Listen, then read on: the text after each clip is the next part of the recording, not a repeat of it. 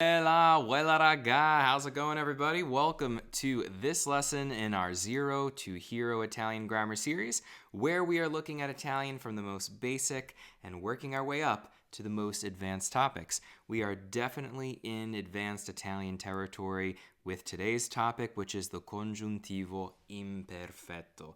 Let's go straight to the whiteboard. So today we're covering the Congiuntivo Imperfetto. Fantastico. Now, I was just preparing things that I'm going to show you at the end of today's lesson, and I was writing in blue.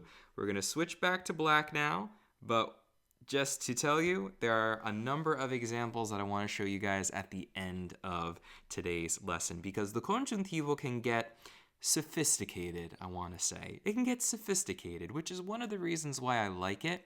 But it's definitely something that can really make you sit there and think for a while. And it does that to me all the time. But what we're going to do is first cover the most surefire, basic ways of looking at this. And then we can try to get a bit more sophisticated, as I like to say.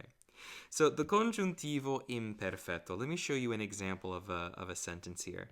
You could say, pensavo che tu fossi americano.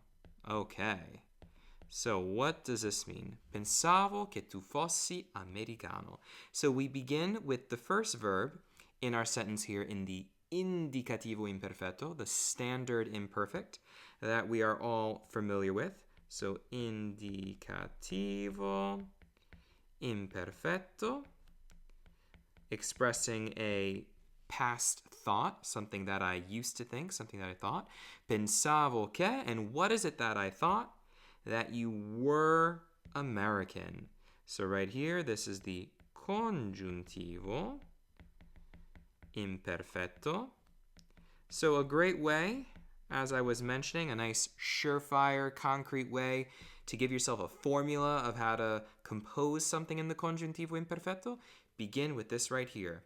You have your trigger phrase in the indicativo imperfetto, something that's going to bring about some air of uncertainty, or let's say maybe a desire. Could be some kind of wish, some kind of belief you had, like a personal opinion, anything like that. So your trigger phrase is going to be one of these guys right here. Something that expresses this kind of feeling. Even doubt, that can work too. All right. And then your congiuntivo imperfetto, that's just going to be your main verb. So whatever the main action is of the sentence. So if you like, I'll put this here, main action. Excellent. So that's essentially how you would form something in the congiuntivo imperfetto. What we can do is actually begin straight away with this verb here. This comes from essere, fossi. So let's take a look at how we do that conjugation. All right. So let's do essere. Okay. It's a highly irregular verb. So we say io fossi. You can also feel free to keep the che included in your verb conjugation. So if you want, you can say che io fossi. I'm just going to do it like this today. Tu fossi, lui, lei, fosse, noi fossimo, voi foste, loro fossero. So if we were to say something else, let's talk about some kind of prior belief and now I'm surprised or I'm shocked, right? So let's begin with a trigger phrase such as I believed that. They often use credere, similar to pensare in Italian. So let's say credevo che, and what's something that would surprise me? Maybe all of a sudden I'm shocked that you and someone else are not friends anymore. So I could say credevo che voi foste amici. So it's like me saying, I thought, or I believed that you guys were friends. What happened? Maybe something took place and I'm surprised to hear you say something about this person. I'm like, what happened? I thought you guys were friends. Perfect. That's how you can use something here in the congiuntivo imperfetto. Begin with the Indicativo Imperfetto, that standard imperfetto we cover very early on in our Italian studies, and then finish it up with something new from the Congiuntivo Imperfetto. So I thought you guys were friends. I believed you guys were friends. I guess I was wrong, right? All right, cool. Now, seeing as we did essere, we might as well do avere, right? Okay. So let's do avere, which of course means to have. We can say io avessi, tu avessi, lui, lei avesse, noi avessimo, voi aveste, loro avessero. Now, believe it or not, while avere is irregular in many parts of Italian, it's not irregular in every part, including the congiuntivo imperfetto. So, if you just wanted to know what the standard ere verb endings are for all regular verbs, avere here is behaving like a regular verb. Here are your verb endings. So, io and tu are essi, lui, lei is esse, noi essimo, voi este, loro essero. I often like to pronounce the verb endings as if they were words, but they're not. You could also think of it just as essi and so on. Now, what's really useful about knowing the regular verb endings for any of the three verb groups in the Congiuntivo Imperfetto is that they're all really similar. So if you have an are verb, simply put an a before this SSI verb ending. So, for example, it would be if I took a verb like mangiare, right? So let's do mangiare. If I want to say, I thought you ate pasta, right? I thought you ate pasta, and it's the idea of like, I thought you ate pasta in general. It's not in this particular case that I want to use. I thought that you ate pasta like 5 minutes ago. I'm not talking about that. I want to talk instead about, I just thought you ate pasta in general. It's a food group that you eat. I could say, pensavo che tu, and here's the stem, mangi, right? And now remember I said that we're just going to take these verb endings here, but if it's an are verb, just replace this e with an a. So we're going to say che tu mangiassi pasta. So this is me saying in general, I thought that you ate pasta. I thought that it's something that is a part of your diet, let's say. You could swap out pasta for anything. If you want to say seafood, if you want to say meat, or what have you. So yeah, right there, once you know one verb, avere can be like your model verb. You can then do any other regular verb. And some irregular verbs do have a similar pattern. Like if we look at essere, we have SSI, SSI, SSE. Yeah, there we go. It's got all of them. The only difference is that the stem is different. There's no E, A, or I before that double S. But the verb ending is the same. So once you've got that, you can do any verb. Now let's do something with avere since we're here. Let's say something like pensavo che tu avessi molti amici. So what is this inferring? I thought that you had a lot of friends. I thought that you had a lot of friends. So we do this very same thing in English. I thought, we start the sentence with our trigger phrase in the past. So the imperfect is a form of the past. I thought that you had. We use then the past form of the main verb. I thought that you had many or a lot of friends. Excellent.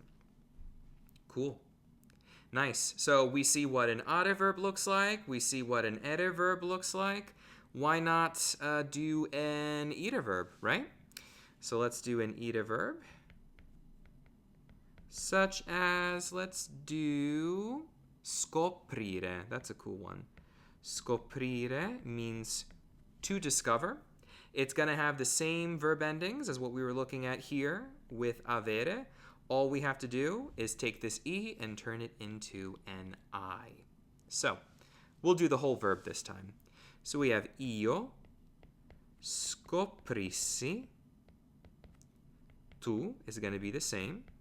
Scoprissi. So the io and tu forms in the congiuntivo imperfetto are the same. Lui, lei, scoprisse. Noi, scoprissimo. Scoprissimo. Voi, scopriste. And loro, scoprissero. Fantastico. There we go. Yeah. Scoprissi. Scoprissi, scoprisse. Very nice, right? Beautiful. Okay. And then if I wanted to do, let's say an example with this, how could we say, I thought they discovered the truth, right? Let's just say something like that. Pensavo che loro scoprissero, let's say, la verità. I thought that they discovered the truth. Or maybe we should say something else, discovered something else. But the idea is imperfetto, congiuntivo imperfetto qua. I think also here you could use the trapassato. Pensavo che loro avessero scoperto la verità. I thought they had found out the truth. That might be even better in this situation. I'm going to leave this one here for now, but I would just say note, it may sound better to say pensavo che avessero scoperto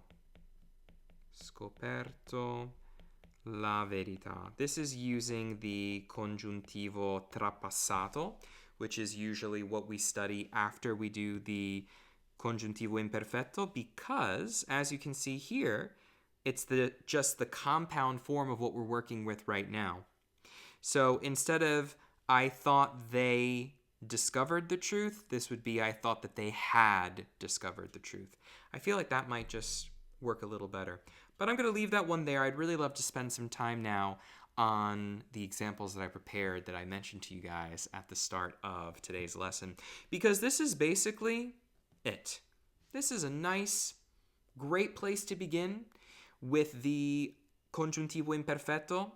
If there were to be anything else that I would add, I would say that the periodo ipotetico is also a great help at understanding the congiuntivo imperfetto, because in the secondo grado, so that means secondo in Italian. It's like how we say in English second, like that. So in the second degree, in the secondo grado del periodo ipotetico, we use the congiuntivo imperfetto with the condizionale presente. So we say things such as, this is like the if-then situation. We can say, se tu sapessi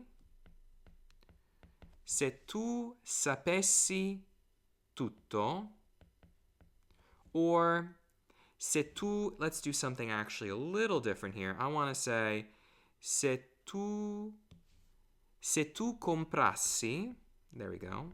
Se tu comprassi un biglietto, excellent. This means if you were to purchase a ticket, or if you purchased a ticket, yeah, this is nice. Actually, this is great. This is very helpful.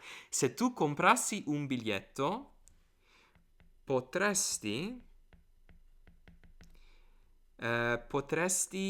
so yeah, se tu comprassi un biglietto, I could say something like stasera. So if you were to buy a ticket tonight, yeah, se tu comprassi un biglietto ora, like if you were to buy a ticket now, potresti Risparmiare. There we go. You could save. Potresti risparmiare. Let's say $100 or €100. Let's keep it to all Italian things, right? They use the euro in Italy. So if you were to buy, or if you bought a ticket now, you could save €100. So yeah, so the secondo grado del periodo ipotetico is very helpful. In a similar way, when you want to do something in the congiuntivo trapassato, the terzo grado is helpful. So I have videos already of that on my channel, the periodo ipotetico, but I think I might also include that in this Zero to Hero series, so stay tuned. We may be including that as well.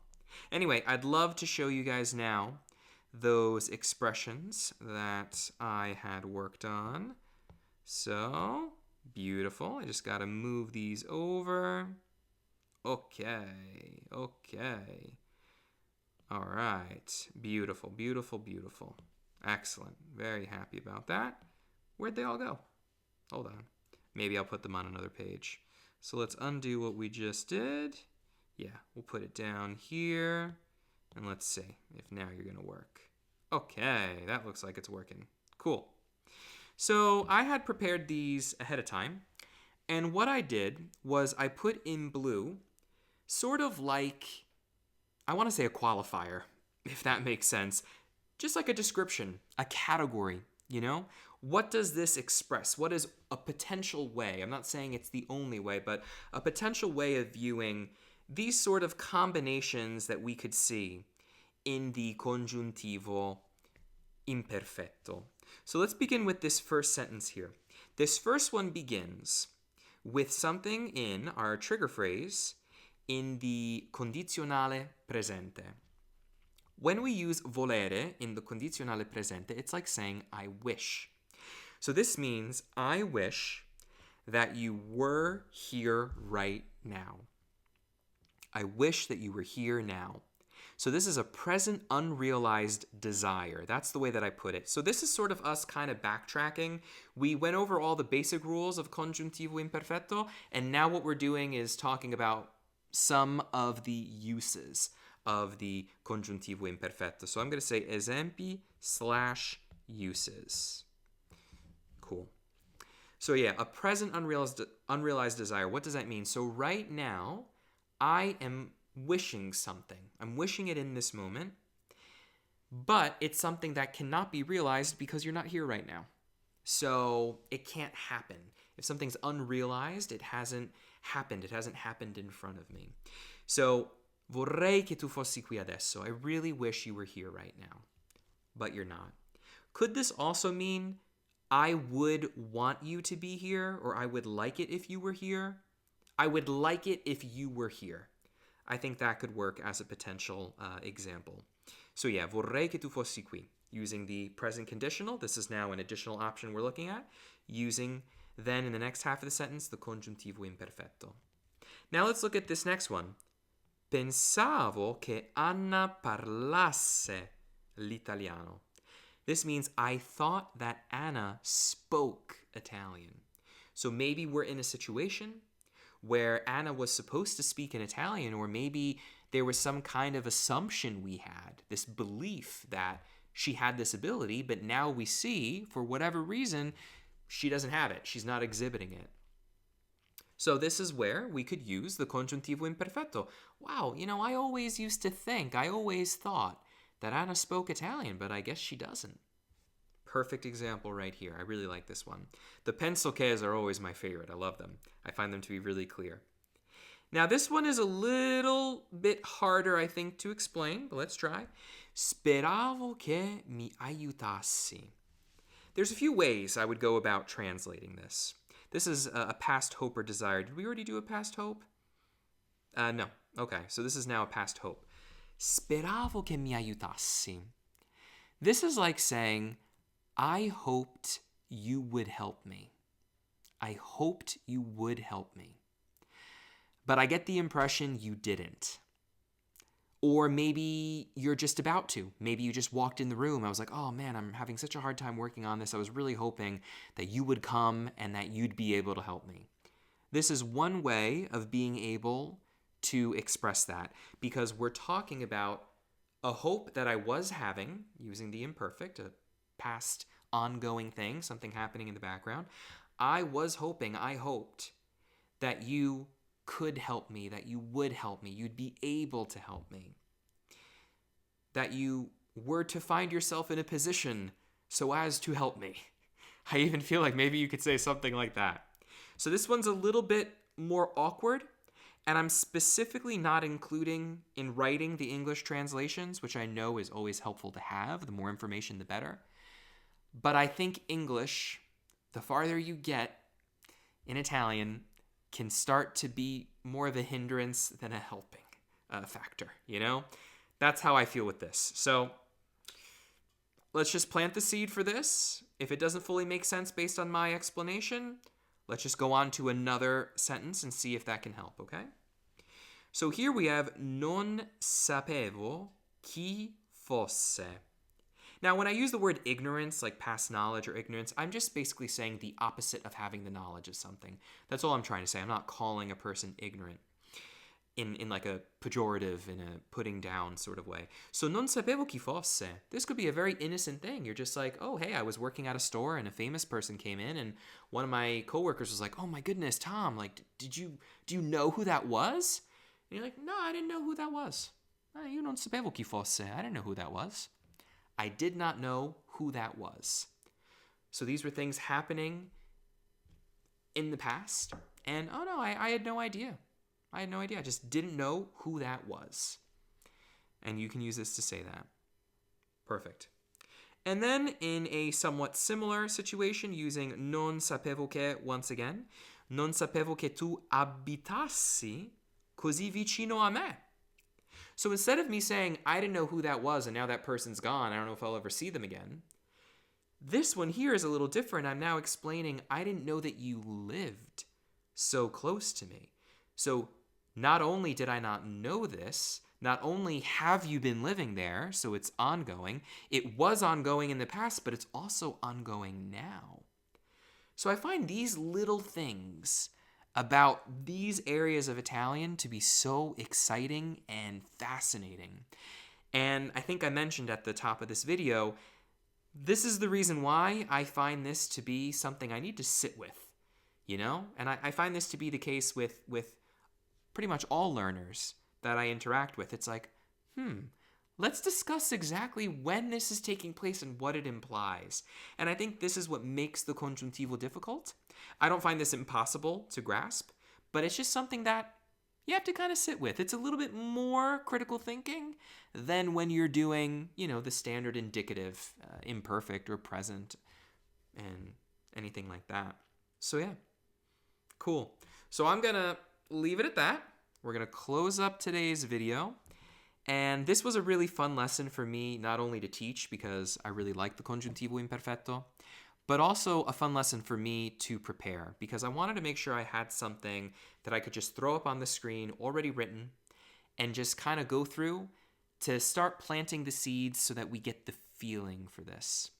There are several combinations, as we've been seeing, for how you can formulate something in the Congiuntivo Imperfetto, and obviously we gave like a surefire, simple explanation or formula that is at the beginning. Definitely lean on that as you start to get your bearings in this part of Italian. But yeah, let me know if you have any questions down below in the comments section. Be sure to check out our past videos and stay tuned for those that are to come. And always remember to spread the love, guys. I'll catch you all in the next video. Ciao, ciao.